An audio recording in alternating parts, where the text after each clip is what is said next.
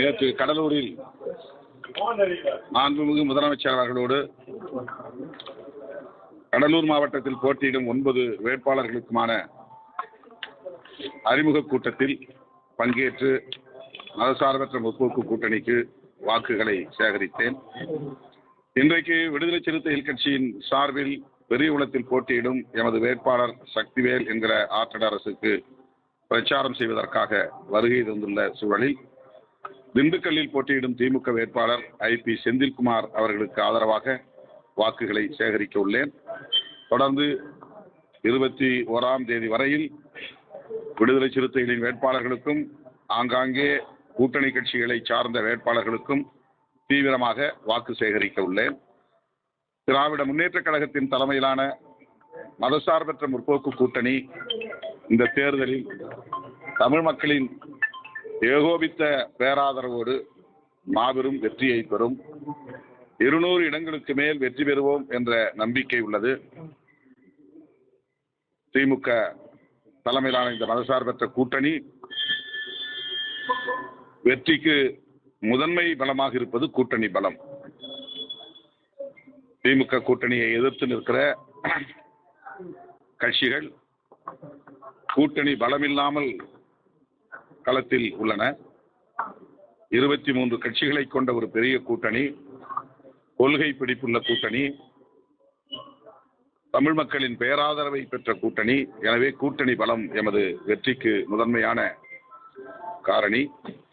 இரண்டாவது, கடந்த 5 ஆண்டுகளாக திமுக அரசு செய்திருக்கிற பல்வேறு சாதனைகள் அனைத்து தரப்பு மக்களையும் சென்று அடைந்திருக்கிறது. அவர்களின் ஏகோபித்த ஆதரவு இந்த கூட்டணிக்கு உண்டு.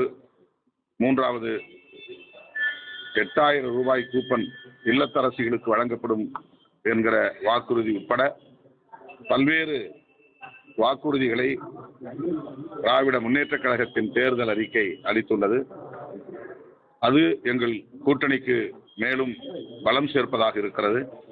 எனவே எம்மை எதிர்த்து நிற்பவர்கள் எங்களுக்கு எதிரான அவதூறுகளை மட்டுமே பரப்ப முடிகிறது. அந்த அவதூறுகளை பொருட்படுத்தாமல் மக்கள் எமது கூட்டணியை வெற்றி பெற வைப்பார்கள் என்று பெரிதும் நம்புகிறோம். அந்த நம்பிக்கையோடு எனது சுற்றுப்பயணத்தை நான் தொடர்கிறேன். மதுரையில் பார்த்தீங்கன்னாக்கா மகாராஷ்டிர முதலமைச்சர் வந்து பிரச்சாரம் பண்ணும்போது மெட்ரோ லைன் வேணும் அப்படின்னாக்கா நீங்க பாஜக கூட்டணி ஓட்டு பண்ணும்போது மரத்தை கொண்டு பேசுறீங்க. அதை பற்றி என்ன தமிழ்நாட்டில் வந்து பேசுகிறாரா? மதுரையில் பேசுறேன். மகாராஷ்டிர முதலமைச்சர் பேசுறீங்க. இதுதான் பாஜக என்பதை தமிழ்நாட்டு மக்கள் புரிந்து கொள்ள வேண்டும். இதுபோல தேர்தல் களத்தில் கூட உருட்டல் மிரட்டல் அல்லது ஒரு பிளாக்மெயில் என்கிற அணுகுமுறையை பாஜகவினர் கையாண்டு வருகிறார்கள்.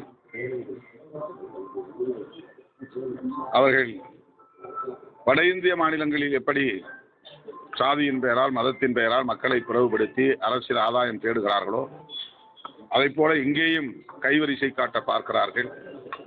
அவர்களின் எந்த சதி முயற்சியும் இங்கே வெற்றி பெறாது. தேர்தல் முடிவு அவர்களுக்கு சரியான பாடத்தை புகட்டும். தேமுதிக தலைவர் பொதுச் செயலாளர் எடப்பாடி அதே மாதிரி அவங்க கூட்டணி கட்சியினர் வந்து இப்ப தற்போது வந்து எல்லாத்தையுமே உரிமையில தனிப்பட்ட தாக்குதல் நடத்துறாங்க. இது எப்படி பார்க்கலாம்? அவர்களுக்கு ஒரு விரக்தி ஏற்பட்டு இருக்கிறது. முதலில் அவர்களுக்கு கூட்டணி பலம் இல்லை. அவர்கள் கூட்டணியை நியாயப்படுத்தவும் முடியாத நிலையில் இருக்கிறார்கள். பாஜகவோடு ஏன் கூட்டணி சேர்ந்தோம் என்று அதிமுகவினரால் நியாயப்படுத்த முடியாது. பாஜகவினராலும் அதிமுகவோடு ஏன் கூட்டணி சேர்ந்தோம் என்பதை நியாயப்படுத்த முடியாது. ஒரு பொருந்தா கூட்டணி. கொள்கை அடிப்படையில் முரண்பட்டு நிற்கிற அவர்கள் வெறும் தேர்தல் ஆதாயத்திற்காக தவிர்க்க முடியாத கட்டாயத்தின் பேரில் அவர்கள் இணைந்திருக்கிறார்கள். அதே போல அந்த கூட்டணி இணைந்துள்ள பிற கட்சிகள் ஒருவருக்கொருவர் கடுமையாக முரண்பட்டு கடந்த காலங்களில் விமர்சனம் செய்து கொண்டவர்கள். அமமுகவாக இருந்தாலும் பாமகவாக இருந்தாலும் இதர கட்சிகளாக இருந்தாலும் அந்த கூட்டணியில் இடம்பெற்றுள்ள அத்தனை பேருமே ஒருவருக்கொருவர் கடுமையான முரண்பாடுகளை கொண்டவர்கள். தனிநபர் முரண்பாடுகளும் உண்டு, கருத்தியல் முரண்பாடுகளும் உண்டு. நடைமுறை முரண்பாடுகளும் உண்டு.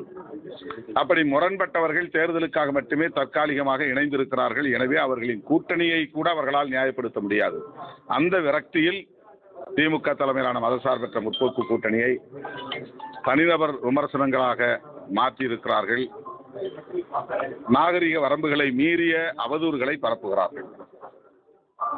அதாவது தேமுதிக பற்றி எடப்பாடி பழனிசாமி ரொம்ப தரப்புறவன் விமர்சனம் பண்ணியிருக்காரு. பிரேமலதா அது அவங்க கண்டனம் தெரிவிச்சிருக்காங்க. அதை பற்றி நீங்கள் என்ன சொல்லுவாங்க? என்ன சொன்னாங்க தெரியல. என்ன சொன்னாங்க? அதாவது கட்சியை பற்றி இவங்க 1/2% ஓட்டுருக்கவங்க, இவங்களுக்கும் ஒன்றும் செல்வாக்கு கிடையாது. அந்த மாதிரி தேமுதிகவை அதிமுக கூட்டணியை இணைப்பதற்கு பெரும் முயற்சியை மேற்கொண்டார்கள்.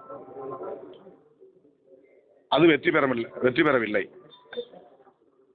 திமுக கூட்டணியில் அது சேர்ந்து விட்டது என்கிற ஏமாற்றம், விரக்தி, அதனால் எழுந்துள்ள ஆத்திரம் அப்படி அவர்களை பேச வைக்கிறது. இவற்றை தமிழ்நாட்டு மக்கள் அமைதியாக கவனித்து வருகிறார்கள்.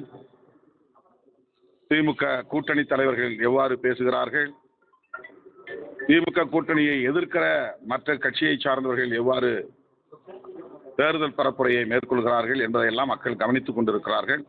23ஆம் தேதி அதற்கான தீர்ப்பை எழுதுவார்கள். விஜய் பிரச்சாரத்துக்கு தொடர்ந்து அனுமதி மறுக்கிறதுக்கு திமுக தான் அவங்க கூட்டணி தான் காரணம் அப்படின்னு புறக்கணிக்காரு. அவங்க செங்கோட்டையன் தொடர்ந்து விஜய் புறக்கணிக்காரு. இப்போ செங்கோட்டையன் சொல்லியிருக்காரு. இன்னைக்கு திருநெல்வேலியில் பிரச்சாரம் பண்றாங்க. நேற்று சொல்லியிருக்காரு. தற்போது பரப்புரைகளுக்கு அனுமதி வழங்குகிற அதிகாரம் தேர்தல் ஆணையத்திற்கு மட்டுமே உண்டு. தமிழ்நாட்டு அதிகாரிகள் இருக்கலாம் அந்த இடங்களில், ஆனால் தேர்தல் ஆணையம் அவர்களை வழிநடத்துகிறது.